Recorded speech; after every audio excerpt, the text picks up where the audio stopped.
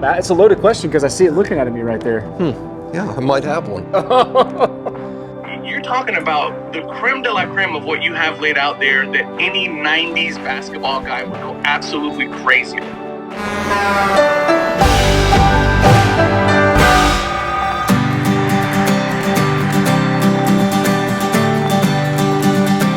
All right, I don't know if you can feel how cold it is up here, but it's incredibly cold. I live here, so I'm kind of used to it, but we are here. We're 20 miles from the Canadian border. In fact, over that mountain range right there is Canada. But we're going to see an obscure collection, and it's Michael Jordan, so I couldn't pass it up. But I'm excited because a lot of times you just don't expect to find stuff, especially stuff to this level. And we're gonna go unpack it for the first time with a gentleman named John. So let's warm up and let's go see this collection.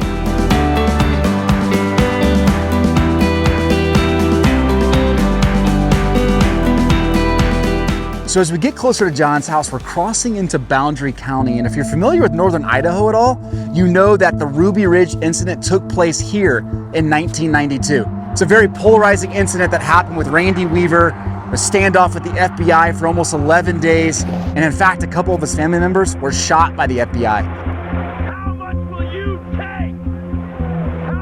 You compromise! What are you doing? Regardless of how beautiful it is up here, that incident still kind of hangs in the air, unfortunately.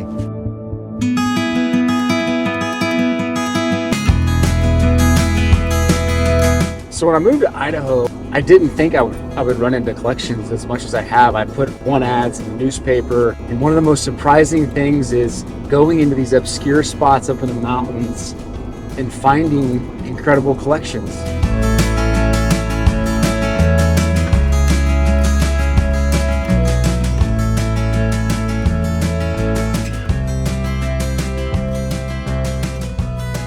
They got pet mountain goats. How are you? Speaking of goats, we're gonna go speak to John, who's got the crazy Michael Jordan collection. This is crazy. It's like you're in a conservatory with all the antlers. Look at that. A little intimidating. John. Yeah. What's up? Hey, what's up with you? Good to see you. I see you too. I'm admiring the Cabela's here. Did you hijack a Cabela's? Is that what happened? Yeah. Or is this real? Roadkill. Roadkill. Yeah, roadkill. Jeez, I want to see the car. So this is completely out of my world. I'm walking in and I'm seeing the stuffed animals and the obscurity, and I'm kind of just out of my element almost immediately, because I can just tell he lives in a totally parallel universe than me. What am I looking at? So it's taxidermy. Obviously, you're doing this professionally, right? These are all your work? Yep, this is my stuff, but yeah, I did it all except for the birds. I don't do any birds. Is there a reason for that? It's just taking place? You just can't be good at everything. So tell me, how long you been doing this as a profession? Since 1991. I did it part-time when I was still cutting trees, working in the woods, and full-time since about 2010. At what point did you realize this is going to be a full-time gig? I love doing this. I don't know if I realized I loved doing this, but it feels like this would be like something in the family that you would learn as a hobby. How did you pick this up? Nope, I actually went to school. Yeah. You go to school for this? I did. Yep, I went to school, and then I was fortunate enough to meet some really great taxidermists that I could get advice and learn things from. Okay, can we see some of your help incredible yourself. stuff? Because I know you travel the world, right? I mean, this is not just a Northern Idaho thing. Been a few places. Oh my. Yeah. So this is where all the magic happens. Yeah, this is where the drudgery, this is the dungeon. The dungeon, it smells like a dungeon. A lot of hours spent out here. You mentioned these two already. They were shot at the same time. Yeah, so it's an alpha female and the alpha male from a pack. So they go together but separate. They'll hang on the wall like the male's chasing the female that has that elk leg in its mouth. I had them for quite some time and the guy just was undecisive. So I finally was like, dude, this is what we need to do. So I kind of mounted them up and did what I wanted with them. Oh, that's cool. And then this Himalayan tar, that's Dawn's. So that will go above the fireplace in the trophy room as soon as the rock is finished. What's kind of happening here? Yeah, so there's paste under the skin, glue. So as the skin dries, it shrinks, drums. So you want to card everything to keep it show the muscle detail. Yeah, this is tucked in to keep the nostrils tucked in, and you know, you basically have to, because the skin shrinks severely as it dries. Okay. And if you didn't card this, his mane would be all, you know, different directions. And Oh my goodness. This is incredible. bit of a collection. What? This, I mean, how many continents are represented here? Basically Africa, New Zealand, and North America. Okay. Wow. Everything in here has a great memory. That's why I preserved them. Okay. So all of these are your kills? Nope, some are Dawn's. Yep. Since I've been with Dawn for what, 4.5 years? Yeah. So we've been hunting together when we first met, and Dawn's like, yeah, I'm not going to Hawaii or Mexico and just laying around. I'm hands-on, I gotta do something. Need to be hunting, need to be fishing, or hiking. What would you say is the biggest misconception people have when they call you up to get something stuffed? I don't know if that's the right terminology. Yeah, I think the biggest thing is they don't realize the process, how many steps. How many steps are involved? Numerous steps, you know, from prepping the skin to getting it tanned, to getting the forms, to prepping the forms, fitting the skin, mounting them, finish work. So it's kind of a drawn out process. A lot of the time to get stuff dry in between.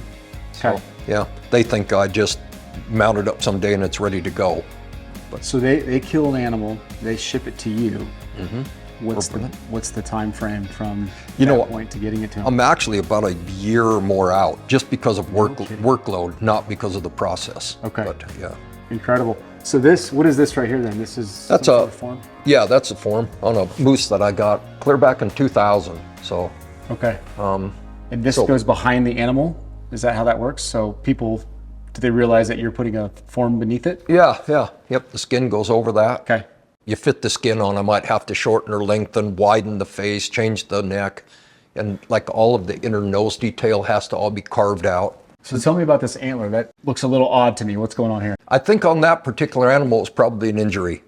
Oh, okay. Yeah, yep. He probably injured his horn pedicle, the base. That's why it's so wide. And I was actually hunting Sika deer with a friend on the North Island of New Zealand, and I saw this deer laying in a little patch of brush, and I said, man, I said, look at that antler on that deer. And he said, you like that thing? I said, oh, that's incredible. He goes, well, you better shoot it. He said, I don't want that thing around here. So I harvested the deer, and then he had some other hunters in his camp, and all these foreign guys were seeing it, and they were all, you know, like, wow, that thing's so awesome. And he's like, man, maybe I shouldn't have let you just shoot that. No kidding. Yeah. I've never been more intimidated in my life seeing a collection. Oh, yeah. Yeah, kind of a room of love, I guess, kind of our passion. So this obviously occupies a lot of time. A lot of time. How did you have time for sports cards, and how did this all kind of come about? Oh, that was kind of an earlier stage in life. Okay. My kids were really interested, so I got interested. And back when the bulls were big stuff. Because of things that happened in life, I ended up raising all my kids alone. So financially, the collection thing kind of stopped and then I just never really picked it up again. And then Dawn came into my life, and one day she came upstairs and said, what the hell is all that stuff down in the closet down there? And I'm like, man, it's a bunch of sports stuff. I kind of forgot about it. Yeah. You know, so this stuff has been in boxes in the closet for so long, I actually forgot what was all there. So take me back to the late 90s. This is the era, right? Late Yep. 90s for you. What was the mindset with the kids? Was it they were collecting, or you just got really into it and Yeah. you wanted to be part of? Yeah, they were collecting. And then I just kind of become a Michael Jordan fan. Just kind of started picking up some things here and there. Okay. You know, and honestly, thinking his career is kind of winding down. Stuff's probably going to be a fairly good investment someday. Yeah, and it was fun collecting the stuff and opening box of cards with the kids and stuff. Yeah. Yeah. So when you pulled them back out, and I guess we'll get to see them in a second, what was the first couple memories that came back? Anything in particular that you went back to? Yeah, basically just thinking about having some fun times with my kids. Okay. Yeah, I guess hunting and the travel stuff has kind of become more of a passion. Okay. Yeah. If you sold it today, what would you do with the money? Do you have anything in mind? I don't know. I don't know yet. Amazing. Well, can we go look at the cards? Absolutely. Excited. Yeah. All right, quick timeout. So we put a lot of time and energy into the Chasing Cardboard series. We hope you're loving every bit of it. One of the ways that you can support us is by doing something super simple, and that's just going right down here and clicking that like button. Back to the show. Okay, so you brought some stuff out for us. So I basically tried to kind of collect Jordan stuff, but then Yeah. there was some sets that I really enjoyed. The majority is all probably Jordan stuff. Wow, you like shiny, you like refractors, I can tell. I like the refractors, Yeah. yeah. And just the rareness of them made it like fun to try to complete a set or look for certain cards. Yeah. Yeah. Is this the whole Rockstars set? That is. the whole- Refractor set, I the can whole, tell. yeah, Rockstar refractors. Man, Yeah, took me quite a while to track them all down. you talk about hunting here. Yeah. How's the hunt for these compared? Well, luckily it was right when we were entering the computer age. So I was able to get on, Beckett, eBay, kind of got to jiving with some other collector guys that I would trade with. Yeah. Yeah. Okay. I think at the time, like Finest were really hot. And I had a guy that was looking for Finest Gold. He was making the whole set. So anyway, I was trading and doing stuff with this one particular guy quite a bit because he was a big time into it. How long have you been in Northern Idaho? I should have asked that. Since I was just a little boy. Okay, so you've been a collector up in Northern Idaho. Yeah.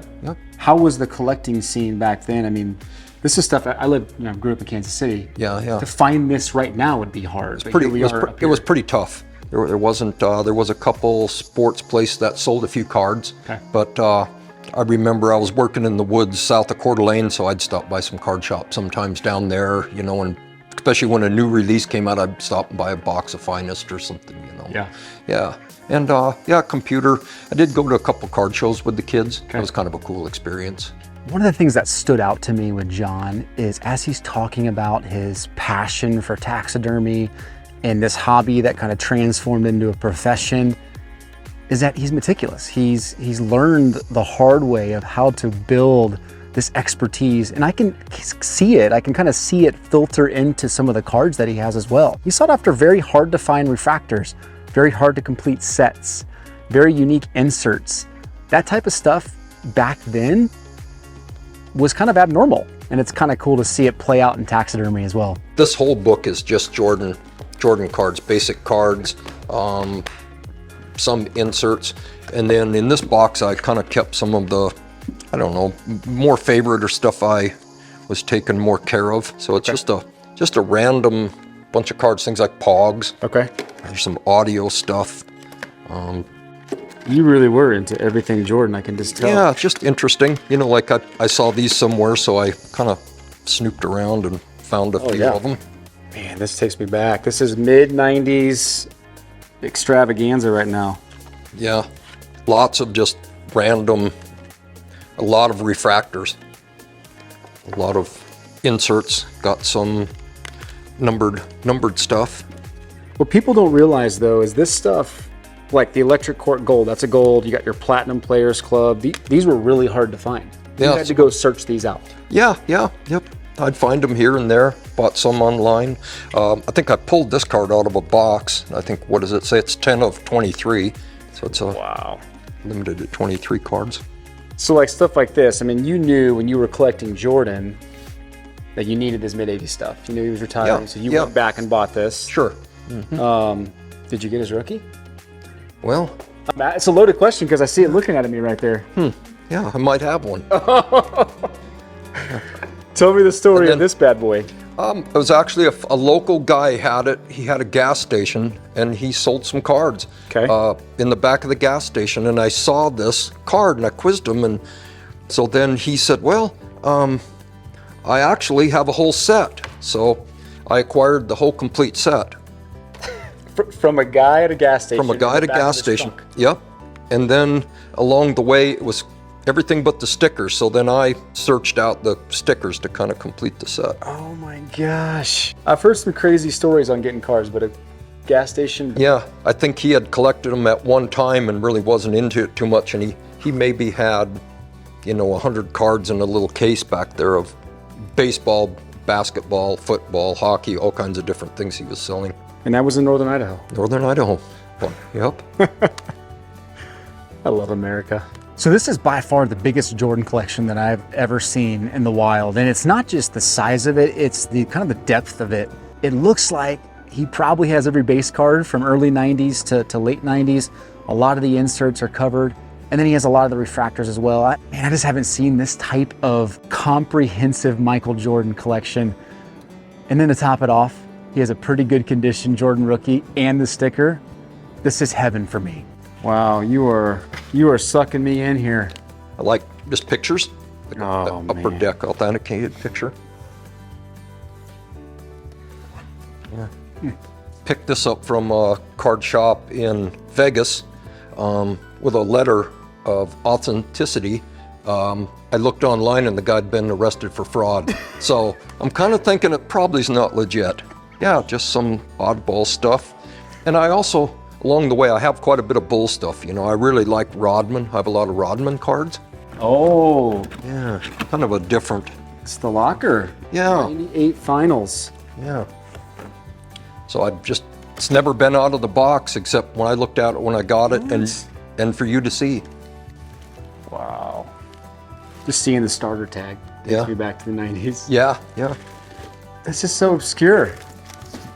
I have, picked up some hats along the way and just left the tags on, kept them in a box. Okay, well, I'm gonna start poking around here. Yeah, poke around. So tell me what you're thinking. You want to sell everything if Yeah, well, price is right type thing? yeah, or- yeah. You Okay. just see what interests you and we'll go from there. So you said this is a complete 86, 87 set. Complete set. Complete set. Complete with stickers. All right, so here's what's crazy about this Michael Jordan collection, both in terms of quantity and in terms of depth. He's got basically every insert you can imagine and all kinds of parallels and refractors. But considering where we are, I mean, we're a half hour from the Canadian border. We're in Northern Idaho in the mountains, and he's blowing the dust off as he goes down to his basement to get it. It's just a great reminder that some of the coolest collections are existing in some of the most obscure places. What a cool thing. Man, I am anxious to get into this bad boy. So you can tell that John had an eye for some cool stuff because this Rockstar set, it's refractor and non-refractor versions of this. This is an entire refractor set, which I mean, these days, probably impossible to find this whole set. So even back then, refractors were a lot harder to pull than they are today. So for John to find this type of stuff back then, it was a lot of opening packs and a lot of probably trading and buying online. I love this card, this Shooting Stars refractor. So back in 96, 97, they just started designating refractors. They just threw an R on there. The first few years of this, they didn't even put an R. You had to be able to tell your naked eye. So one of my favorite cards is this Topps Chrome Apparition. This is Kobe Bryant. Yeah, pretty cool card. Very cool. Number to 100 refractor. How did you come about I think this? I pulled it out of a pack, a matter of fact. So back then, I mean, Kobe was hot stuff back in 99, but Yeah. does this bring back memories? Yeah. One of my kids was a hardcore Kobe fan. For being packed by yourself 25 years ago? Yeah. And then you just brought out some more of the kind of that same era, Kobe, Kevin Garnett. Yeah. And at the time, the finest rookies were kind of the top, Yeah. the best card to have. That's cool. It's the metal titanium. Second year Garnett. Kind of a cool card. Very cool. Yeah. Again, the acetate was kind of a new thing back then. So that's a die cut acetate, even better. Yeah. Yeah, this to me is the golden era of basketball. After spending about an hour digging through the collection, it was time to start making sure my numbers were accurate. So I stepped outside and gave a call to my good friend and 90s basketball expert, Omar from Retro Hoops Collectibles. What's up? Hey, what's going on, man? How are you? Not too bad. You're decked out in your normal Houston Rockets gear there. My gosh. Hey, listen, I do this for a living, man. This is not a joke. We're actually trying to buy this collection. It's late 90s stuff, and we're up in the mountains of Northern Idaho, almost off grid, and a guy pulls these out of his closet, and my heart skips a beat. Yeah, so I saw the pictures that you sent me. Just at a quick glance, I mean, you got an entire Rockstars refractor set, what it looks like they're a complete set, and of course you put the Elijah one up front. Of course I did. And then you have multiple Jordans, net Yeah. asset Jordan, which is insane to see in the wild. And then you have Natural Born Thrillers, Jordan, Kobe Apparitions. You have a Jordan sticker rookie and a Jordan rookie, 86 Fleer. Yeah. I mean, that is you're talking about the creme de la creme of what you have laid out there that any 90s basketball guy would go absolutely crazy over. I was really hoping you would say that. Yeah. So the scarcity of it, I think, is what stood out to me. The refractors and those type of inserts. What was it like trying to get that stuff in the late 90s? So good point, because as I was looking at the Jordan Skyview, okay, came in the 90s hoops collection. I think the pack rate on that, the pack odds, okay, because back in the 90s it was about pack odds. I think it was like 1 in every 500 packs you would get a Skyview card, not necessarily the Jordan, but a Skyview card. So just multiply that, maybe 10x in order to get the Jordan. So you're talking about 1 in every 5,000 packs. You had the possibility of pulling that Michael Jordan that you have sitting there, and it looks like you have 2 of them sitting there. Yeah. That's insane. That's an amazing find, brother. You guys have to jump on that, because there is collectors out there right now who are going nuts over 90s basketball. The ultra modern market softened up significantly, but that 90s, what you and I grew up on, that's hot still, and that's still holding value really well. And those are amazing cards to find. Okay. Amazing. That's good feedback. Tell me real quick then, you said that there's a lot of buyers looking for that stuff. Do you see that? Is it like you got to get that to PSA? Do you got to get, that's a PSA card, isn't it? That whole lot. Absolutely. All of those cards that you sent, especially that refractor set, is such an amazing set to find and to pull. It was so hard to pull that set, and the fact that you have that whole set there.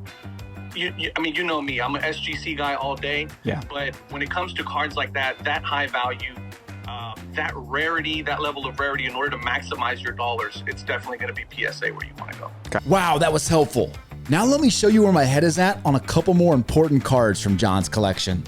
Okay, so we're kind of taking some of these Jordans. There's so many of these Jordans that I don't really know the value on. So we're kind of taking some of these and searching eBay, figuring out last sold. It's hard because the tendency with these is to get excited and think about what they would grade at. So we're looking at the 1996-97 Skybox EX2000 net assets right here. The net assets was extremely hard to find. It was 1 per box. There's 20 of them. So to get the Jordan, it was 1 in every 20 boxes. Super cool die cut. EX2000 was kind of just, it set the tone for late 90s basketball. Very futuristic. The design is cool. This one right now, I'm looking at it, and raw versions of these are going for $500 to $600 in good condition. The one that stood out to me most was this really sweet refractor from 1998-99 Topps Chrome basketball. It's an Apparitions refractor. The refractors were 1 in 96 packs, which is 1 in every 4 boxes. You would get a refractor, which is numbered to 100. Insane hit rate. These are really hard to find. This one's numbered 90 of 100. This is third year for Kobe. But you look for these and you just don't even find them, because these sit in collections and vaults. And I think the last PSA 10 was over 4,000. This looks like it's probably going to grade an 8 to me. But again, incredible. And how can I overlook a card that I've never owned? A card that to me is top 5 Holy Grail card for almost anybody, and it's the 86-87 Fleer Jordan rookie. I'm just stoked to be able to get a Jordan rookie, kind of buying it from somebody. It's hard to price these out because the price fluctuates so much. I think it grades a 5. So I saw that Ultra Pro hologram at first, and I'm like, wait a second, something's a little sketchy here. This is actually on the penny sleeve itself. Ultra Pro would put these holograms on their penny sleeves, so that's not on the card, but there's the card itself. You can kind of see it. What makes me think this will grade a 5 is the off-centering on the back, and the bottom left corner is a little ding there, but otherwise the front looks pretty dang good. I'd say 60-40 centering. You never know. So we're gonna price it as if it was a 5 and buy it with that in mind. But I'm just stoked because I'm getting to own an 86-87 Fleer Jordan rookie for the first time in my life. And we found it up here in Northern Idaho. You want to sell this? Preferably all of it. Well, yeah, whatever you're interested in.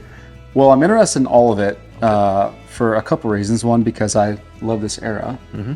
And two, because I resell cards too. So I know a lot of this stuff. I know the value of it pretty pretty close to reality. Sure. So what I did is kind of mentally, I separated out 86, 87 Fleer, Jordan rookie, and then everything else. Okay. So, I mean, do you have a number in mind, or do you want me just to tell you what I'm thinking? You start. So I value the 86, 87 at $3,500, Okay. my cost to you. And I valued everything else $4,000. $7,500 for everything. And here's my logic. I'll tell you my logic. Okay. I valued it at PSA 9s when I looked up stuff. About $12,000 to $13,000 at PSA 9 values. So I took the refractors, I went through and priced things out PSA 9s, and then I worked backwards to what my cost would be to grade. Sure. So that put me at like $7,500 to basically get about 75% margin. Yeah. Then we got a whole book of Jordans there, though. I know. See? Oh yeah, I know. I had my fingers crossed you'd say 10. Is that your number, 10? I was just hoping you would say that. So I didn't say that was my number. Well, okay, so what 7,500 would be my offer now. Okay. What do you? Is that low for you? Yeah, I'd like to get 10 if it was possible. Okay. 10 is probably a tad high for me. I could maybe meet you close to it. Okay. Do like 87.50. Okay. Can you throw in like a bear skin or something? No, I thought you'd throw in maybe another couple hundred. No, I'm just glad to go to somebody who appreciates it. You good with that? I want to make sure you're good with that. Yeah, I'm cool. Yeah, that's fine. You know what they're going to happen? They get put back in the box, and someday Dawn will be dealing with it. So, no, it's good. Can I buy a rug from you? Sure. Because I want to if you have one that you would sell me. Yeah, I have a really, really nice one that I'm stuck with. Okay. You're smiling. What? Oh, no. It kind of surprised me. Okay. Yeah. You tell me what you want to charge me for it. I'd love to get it for the kids, actually, just as a... I better go get it so you can see it, though. Okay. I'll go rustle one up. Brown colored bear, but it's pretty good. What? Oops. That is so cool. So there it is. I love it. This is perfect. What are you going to charge me for this? Well, now the negotiations start. Now the real price. Yeah. So my price right now for this rug, if you shot this bear, would be $1,800. Oh shoot! Okay. Give it to you for half of that. $900. Oh man, I don't know if it's worth that much to me.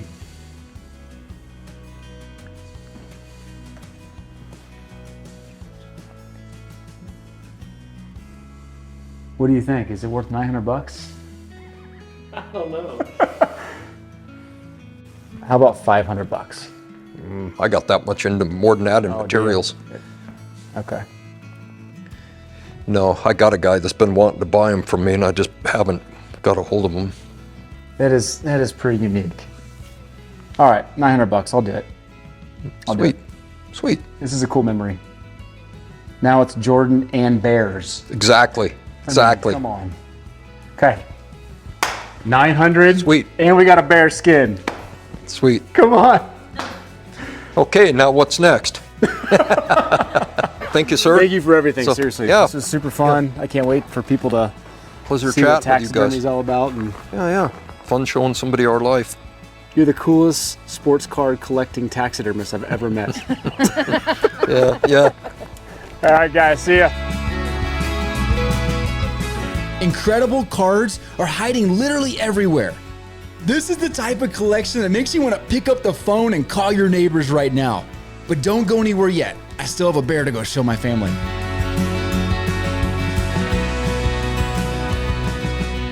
Okay, so I am going to surprise the kids with this, and we're going to see what the reactions are going to be. I can't wait to see the girls freaking out with this. Let's go. Hold on. Hold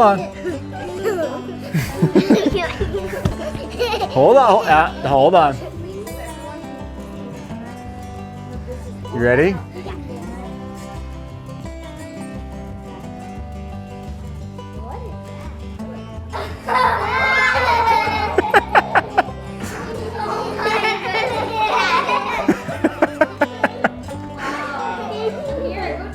What do you think? That's a real bear. That's a real bear from Northern Idaho. Isn't it cool? Look at its claws. Wow, it's about the size of you. It's yours. What a great day in Northern Idaho. We're headed back out tomorrow to go hunt more collections and uncover some gems with you. But in the meantime, you're gonna love these other episodes right here. Keep chasing.